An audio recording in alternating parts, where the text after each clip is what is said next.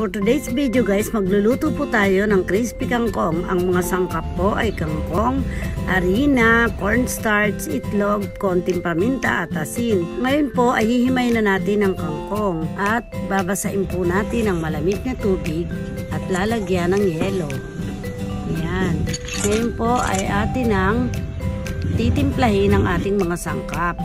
Konting cornstarch, harina, konting garlic powder, asin at itlog.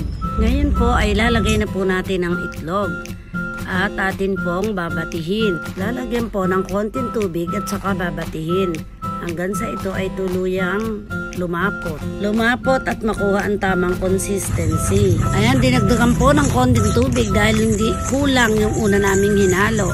Haluin ang haluing mabuti upang makuha ang tamang lapot. Ngayon po ang kangkong po ay unti-unti na po nating ihuhulog at babalutan ng harina. Ayan, tatapusin po natin, nalagyan lahat ng tamang coat. Ayan, tapos po ay magpiprito na po tayo. Ayan, ihuhulog na natin sa kumukulong mantika. At pagkatapos po ay hintayin na po natin itong kumula. Ibabaliktad na po natin dahil unti-unti na po siyang pumupula. Yan, hahanguin na po natin upang makita natin kung talagang ito nga po ay talagang crispy. Uubusin po nating lahat na prituhin. Ayan, luto na po ang ating crispy kangkong.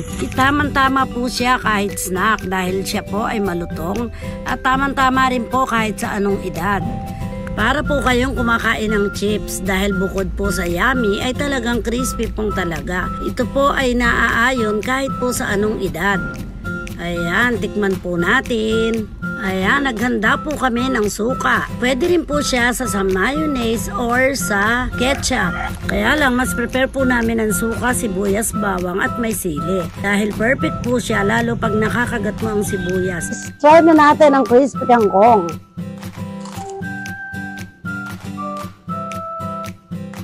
Wow, yummy nga. Crispy pa. Try nyo po, talagang crispy po at malasa. Thank you for watching.